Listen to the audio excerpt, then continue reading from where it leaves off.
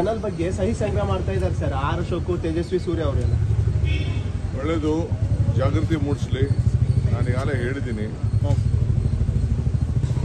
ಅಶೋಕ್ ಅಧ್ಯಕ್ಷತೆಯಲ್ಲೇ ಒಂದು ಸಮಿತಿ ಮಾಡ್ತೀನಿ, ರೆಡಿ ಇದ್ದೀನಿ ನಾನು. ಅವರೇ ಯಾರು ಮೆಂಬರ್ ಮಾಡಬೇಕು ಅಂತ ಹೇಳಿ ಅದು ಮಾಡಕ್ಕೆ ಹೇಳಿದ್ದೀನಿ.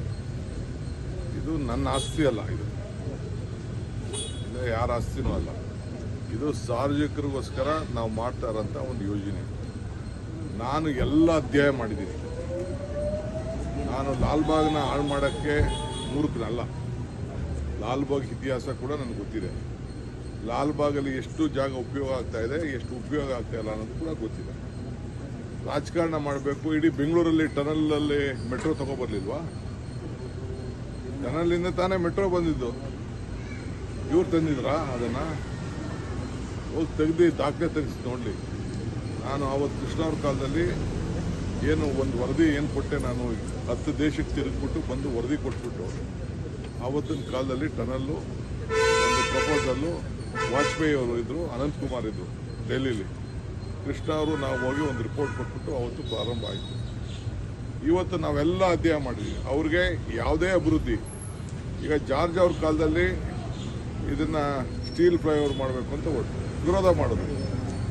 ಸೊಲ್ಯೂಷನ್ ಏನು? ಈಗ ಅವ್ರು ಹೇಳ್ತಾ ಇದ್ದಾರೆ, ಯಾರೊಬ್ಬ MP ಬಂದು ಮಾತಾಡ್ತಾ ಇದ್ದಾರೆ, ಇದನ್ನ ರೈಲ್ ಮಾಡಿ ಅಂತ. ಎಲ್ಲಿದೆ ರೈಲು ಮಾಡೋಕ್ಕೆ? ಸೆಂಟ್ರಲ್ ಗೌರ್ಮೆಂಟ್ ಇದೆ, ಮಾಡಲಿ ರೈಲು. ಅದೇನೋ RTPS ಇದನ್ನ ಮಾಡ್ಬೇಕಂತೆ. ಅದೇ ನಾವು BRTS ಏನಂತ ತಲೆ ಇದೆಯಾ? ಬೆಂಗಳೂರಲ್ಲಿ ಎಲ್ಲರೂ ಜಾಗ ಇದೆಯಾ RTPS ಮಾಡೋಕ್ಕೆ? ದಿನಕ್ಕೊಂದು 100 ಜನ ಸಾಯ್ತಾರಷ್ಟೇ. ಜಾಗ ಎಲ್ಲಿದೆ? ಈಗ ಹುಬ್ಳಿಲಿ ಟ್ರಯಲ್ ಮಾಡಿದ್ರು ಪಾಪ ಜಗದೀಶ್ ಶೆಟ್ಟರ್ ಅವರು, ಇವತ್ತು ಸಕ್ಸಸ್ ಆಗಿಲ್ಲ. ಅದು ಮಾಡಕ್ಕೆ ಎಲ್ಲಿ ಜಾಗ ಇದೆ ಹೇಳಿ? It is not possible. Practical ಆಗಿ ಅದೆಲ್ಲ ಪಾಸಿಬಲ್ ಇಲ್ಲ. ಸೊಲ್ಯೂಷನ್ ಕೊಡಲಿ. ಟೀಕೆ ಮಾಡೋದು, ವಿರೋಧ ಪಾರ್ಟಿ ಟೀಕೆ ಮಾಡೋದು ಅದು ಬೇರೆ ವಿಚಾರ. ಒಂದು ಸೊಲ್ಯೂಷನ್ ಕೊಡಲಿ. ಸೊಲ್ಯೂಷನ್ ಕೊಟ್ಟಾಗ ಖಂಡಿತ ಒಳ್ಳೆ ಸೊಲ್ಯೂಷನ್ ಇದ್ರೆ ಒಪ್ಕೋಣ. ಈಗ ಅವರು ಸಹಿ ಸಂಗ್ರಹ ಮಾಡ್ತಾ ಇದಾರಲ್ಲ, ನಾನು ಒಂದು ಕರೆ ಕೊಡೋಕ್ಕೆ ಗೊತ್ತಿದೆ ನನಗೂ. ಸಹಿ ಸಂಗ್ರಹ ಅವ್ರಿಗಿನ್ನ ಸಂಘಟನೆ, ಅವರೊಂದು ಸಂಸ್ಥೆ ಹೆಚ್ಕೊಂಡು ಸಂಘಟನೆ ಮಾಡ್ತಾ ಇರ್ಬೋದು. ನನಗೆ ಸಂಸ್ಥೆನೇ ಇಲ್ಲ, ಬರೀ ಪಕ್ಷದಲ್ಲಿ ನಾವು ಸಂಘಟನೆ ಮಾಡ್ತಾರೆ.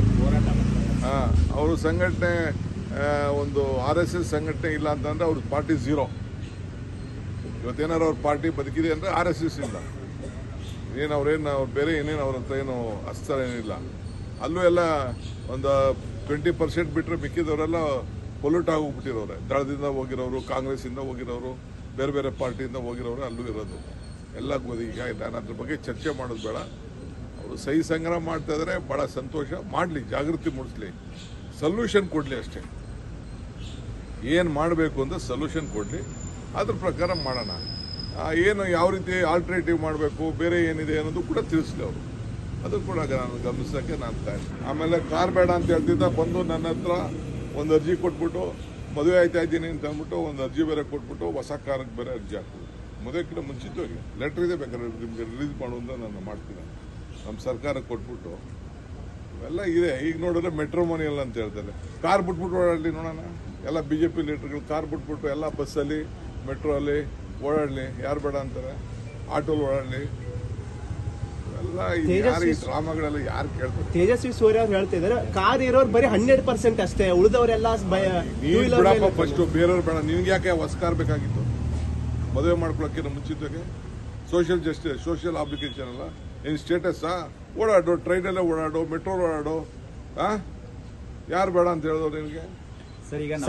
ಸತೀಶ್ ಜಾರಕಿಹೊಳಿ ನಾನು ಅಶೋಕ್ ಹೇಳ್ತಾ ಇದ್ದೀನಿ, ನಿನ್ನ ನೇತೃತ್ವದಲ್ಲೇ, ನಿನ್ನ ಅಧ್ಯಕ್ಷತೆಯಲ್ಲೇ ಒಂದು ಕಮಿಟಿ ಮಾಡ್ತೀನಿ. You please give a suggestion. ಯಾರು ಬೇಕು ಮೆಂಬರು? ನೀವೇ ಯಾವ ಟೆಕ್ನಿಕಲ್ ಪೀಪಲ್ಲು ಹೇಳ್ತೀರಾ ಹೇಳಿ, ಆ ಟೆಕ್ನಿಕಲ್ ಪೀಪಲ್ಲೇ ಹಾಕೋಣ.